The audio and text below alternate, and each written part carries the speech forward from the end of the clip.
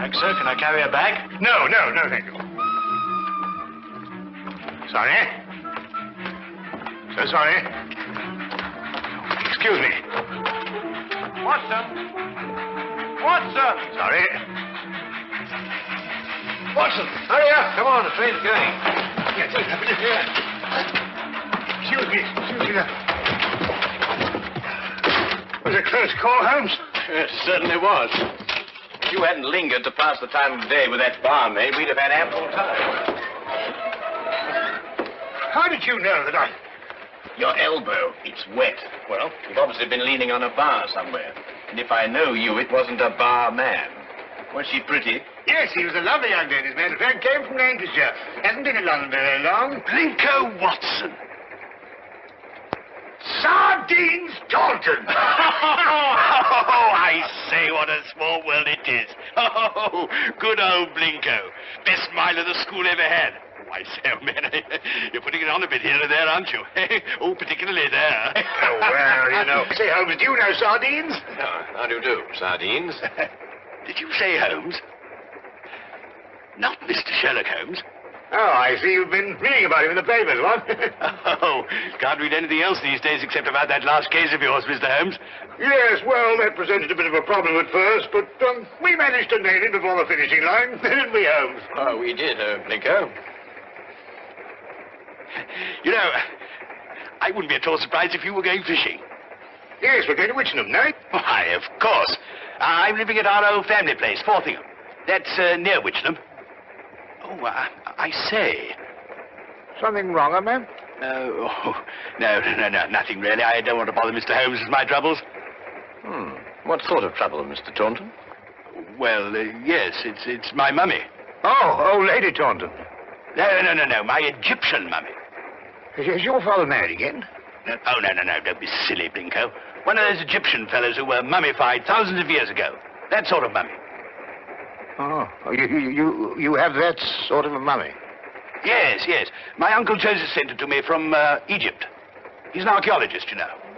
Well, it seems an odd thing to have sent you. Last year he sent me a crate of sand. Sand?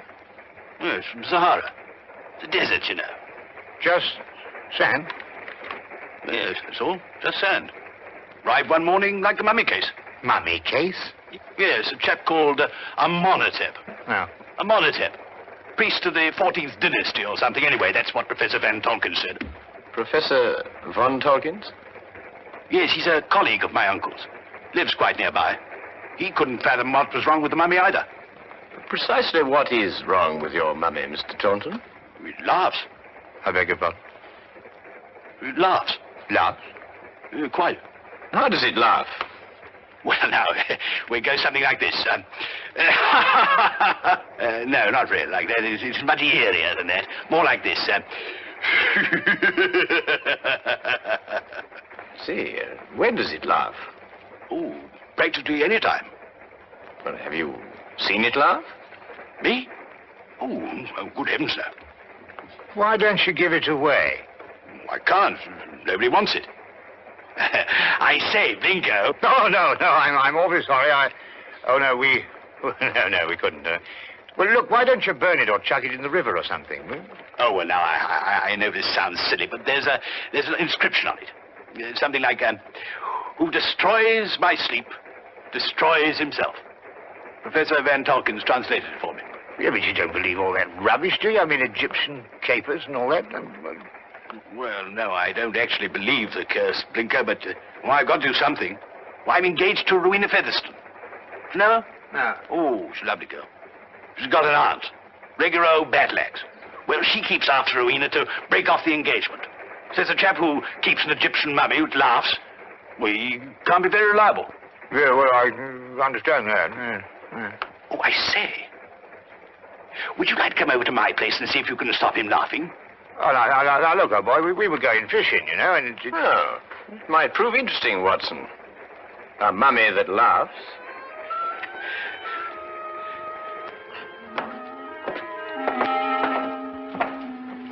This is, Amenhotep. He doesn't look as if he had much to laugh about.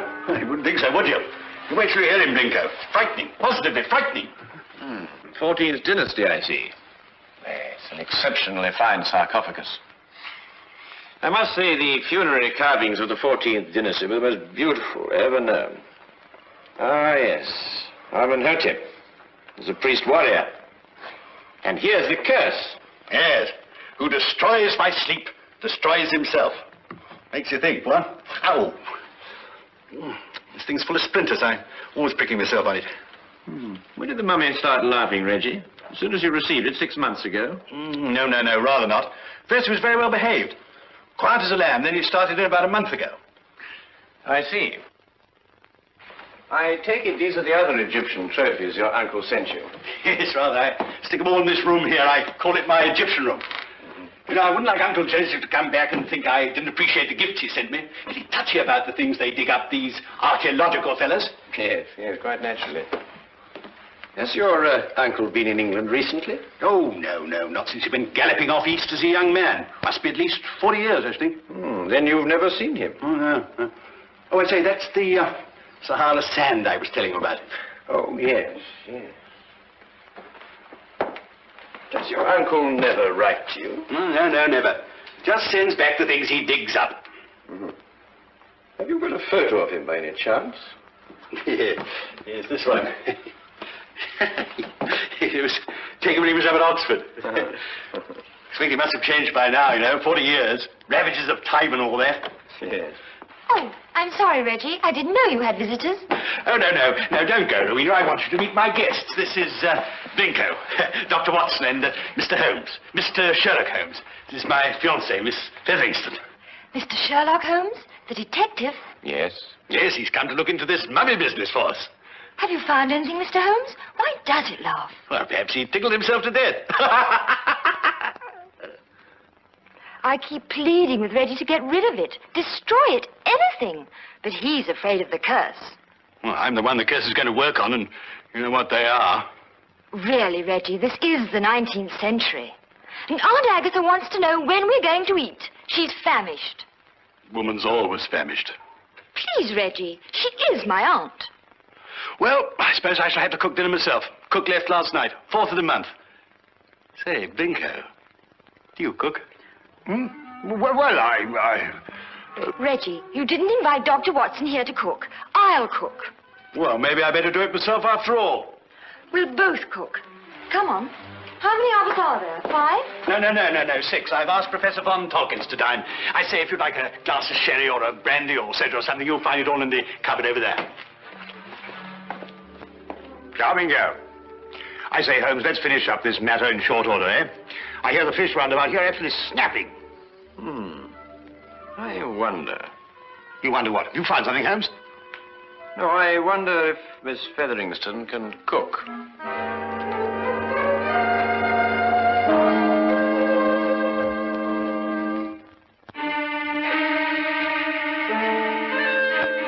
A doctor, young man, you say? A veterinary, no doubt. Madam, I'm a graduate of the Royal College of Physicians. I specialize in human beings. And you detect, young man, I understand. Yes, madam. I detect. Work with the police? Well, on occasion.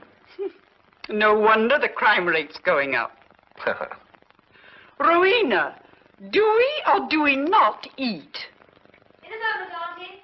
We're bringing the food in. Reggie tells me you've recently come back from Egypt, Professor.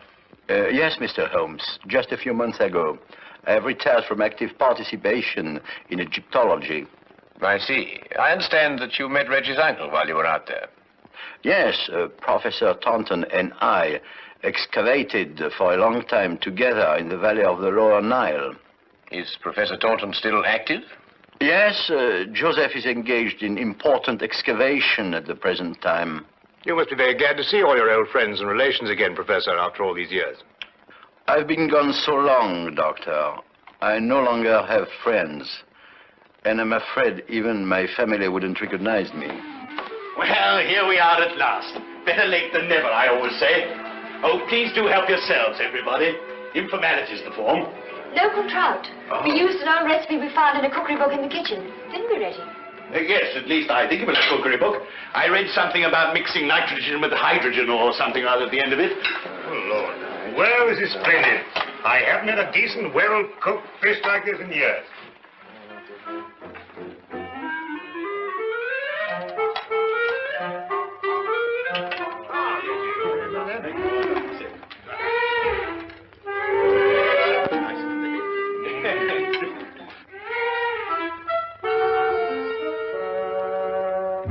Rubber. Sheer, unchewable rubber. I think it's very edible. What do you think, Holmes? Quite. Yeah, who knows? A sauce might have improved it. Somehow. It's quite delicious, Miss Featheringstone. I believe you're accustomed to eating beetles and locusts, which I'm told are considered delicacies in your country. Oh!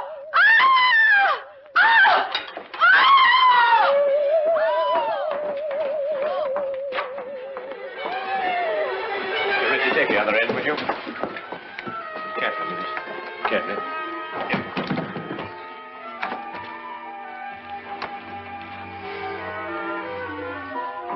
This time we heard it ourselves. Yes, Watson. This time we heard it ourselves.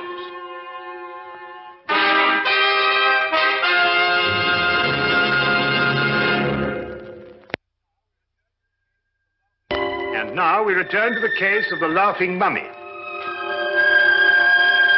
Of all the silly things I've been inveigled into by you, this is the silliest.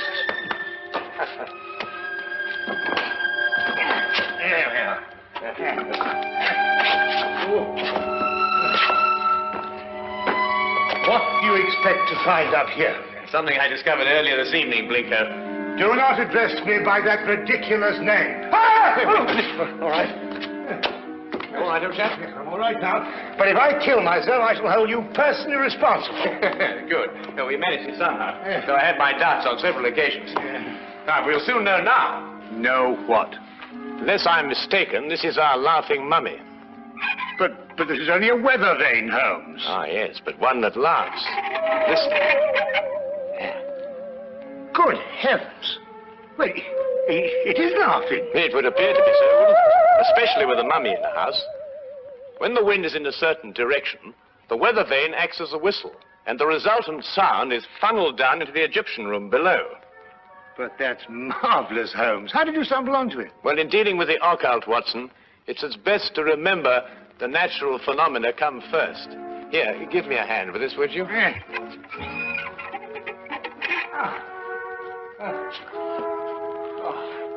Wonderful. That's wonderful. Be careful you come down, Holmes. Yes. Just be careful.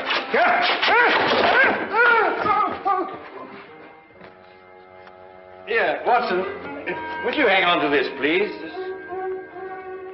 Watson, are you taking...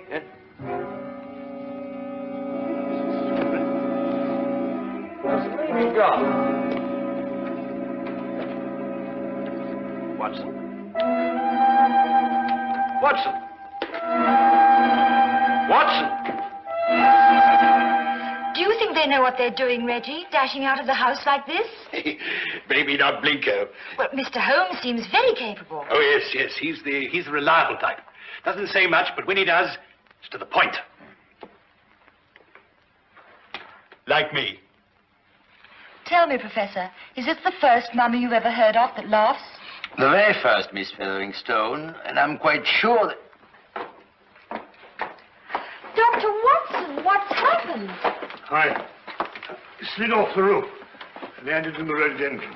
Not my rhododendrons, Blinko. I've entered them in the local flower show. You may now withdraw your entry. Reggie, how long has this weather vane been on the chimney? Oh, about a month. I see. And it was about a month ago that the mummy started laughing. Yes, that's right, Mr. Holmes. It will now stop laughing. It was caused by the wind striking the weather vane, which then blew down the chimney and caused a sound which resembled a laugh. Well. Good heavens above. Mr. Holmes, how terribly clever of you. And you found it out all by yourself? I, too, was on the roof, Miss Featheringstone. Oh, I know. I think you're both terribly clever. My compliments, Mr. Holmes. The simplicity of the explanation escaped us all. Though I knew, of course, there was an explanation. Well, now we can all go and finish dinner. We've got something else coming, I think. Lamb, isn't it, Rowena? I think so. It's meat of some kind. Good. Oh, Reggie. Yes, Mr. Holmes? Who stuck this on the chimney? Well, I did. It was lying about the place, so I stuck it up there to keep it out of the way. Oh, I see. Thank you. You know, I believe I'll miss him laughing. Made him human somehow. Almost chummy. Chummy mummy.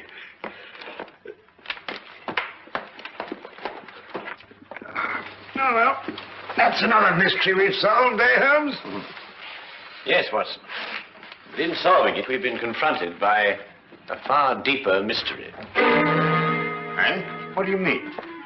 You may observe the sarcophagus is of the 14th dynasty, but the mummy itself is of a much later period. Well, perhaps they had an old box lying about when the chap died. Yes, possibly. But it would have to be lying about for a very long time.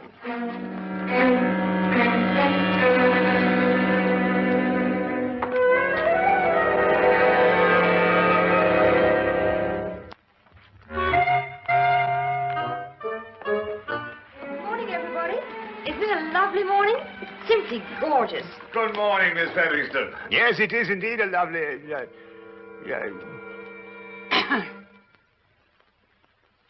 You look very refreshing, Miss Featherington. Very refreshing. And I am. No mummy laughing any longer, thanks to you, Mr. Holmes. Well, I say, what early birds we all are. Morning, everybody. Morning. God's in his heaven and all's right with the world and all that sort of thing, you know what? There's no need in invoking the name of the deity. I wasn't. I was quoting a bit of poetry or something. Shakespeare, I think it is. Tennyson, darling. Oh, really? Oh, excellent. Actually, Miss Featherington, I think, if I'm not mistaken, it's a quotation from Robert Browning. Ben Ezra. Pepper passes, Watson. Oh, yes, of course. Pippa passes. I knew it was something like that. Good morning. Oh, good morning, Professor. Morning. Have a cup of tea or a baked egg or kipper or something, Edward? No, thank you. I just wanted to return this book. Oh, I say it's awfully decent of you, thank you. Oh, Professor Von Torkins. Yes, Mr. Holmes? Reggie has a 14th dynasty vase in the Egyptian room, which rather puzzles me. I wonder if I could impose upon you to clarify a point for me. It would be my pleasure, Mr. Holmes. Should we see it now? If it wouldn't be too much trouble, Professor. Not at all. Ah, thank you.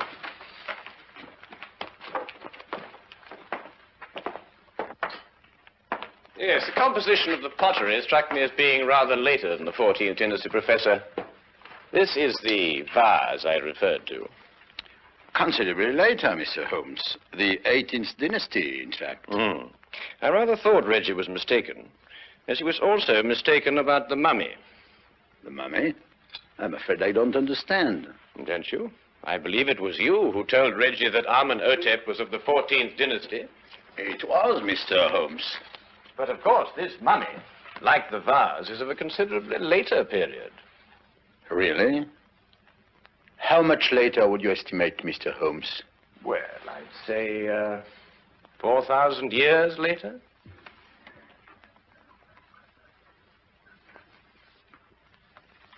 How did you determine that, Mr. Holmes?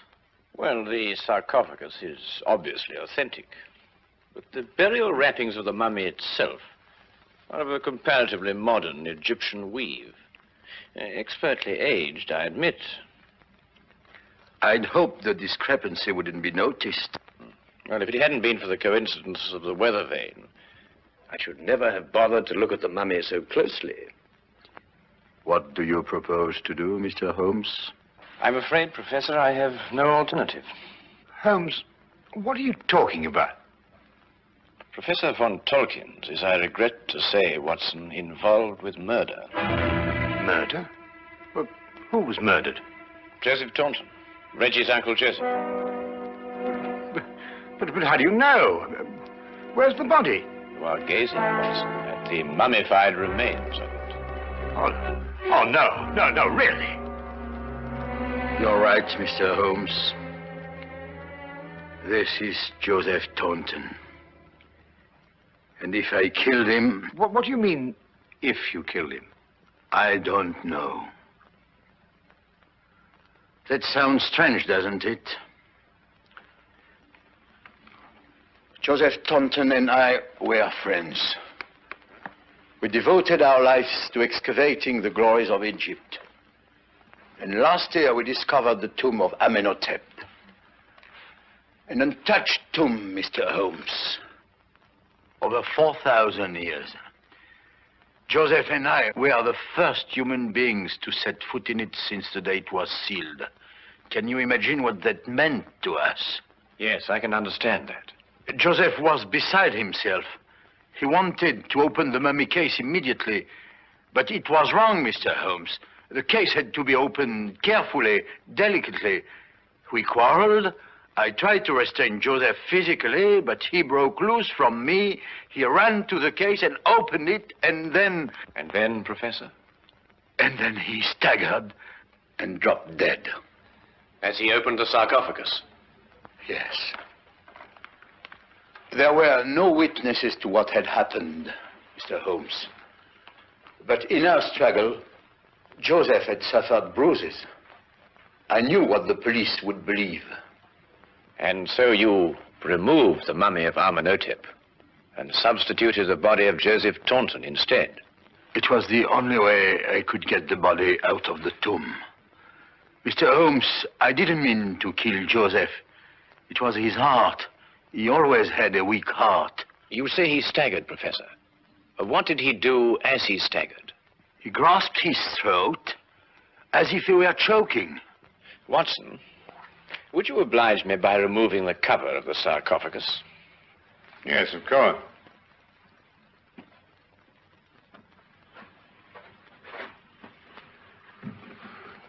Ouch! That splinter. Yes, Watson, ouch. As Reggie said, and as undoubtedly Uncle Joseph said, too. Professor, would you care to take a closer look at what Reggie called a splinter?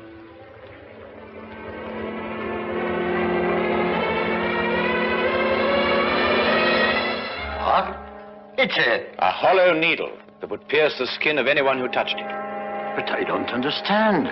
The curse of Amenhotep, and a hollow needle that contained the venom of an asp.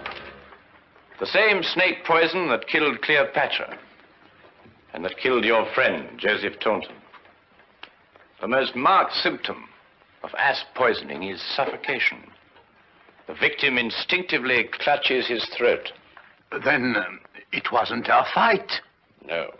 And traces of the poison may still be found in the body, even after mummification. I say, Holmes, you don't think there's any of that poison left in the needle, do you? Because, well, if so... The next few minutes will determine that, Watson. What? Well, how's old Amenhotep doing? I bet he's feeling down in the mouth now he's stopped laughing. You'll be glad to learn, Reggie, that the professor has offered to take the mummy off your hands. Oh, I say, that's awfully decent of you, Professor. What you going to do with him? But he's also considered giving it a fitting burial. Oh, of course. Now, why didn't I think of that? Do you realize what this means, Rowena? Now we can be married. That old... I mean, your aunt, well, she won't have a leg to stand on. But, darling, Aunt Agatha really likes you. She just pretends to think you're not very bright. Really? She likes me? I think so. Oh, well then. Let's go and tell her the good news. Thank you, Mr. Holmes. Not at all, Professor. Holmes! Holmes! What? What's the matter? Why, you look ill. It's the poison. I can't get my breath. No, relax, Watson, relax. If there'd been any poison left in that needle, Reggie would long since have joined his ancestors. Fortunately, the curse only worked once. Oh. Ridiculous. That's all right. Oh, but Holmes. Oh, that's all very well, but I still can't get my breath. Well, not again. It's probably the food we've been subjected to. Yes, I myself would prefer some of that fish that you insist on pursuing up and down the waterways of England with such wild abandon. Yes, of course. Curse. What a nonsense.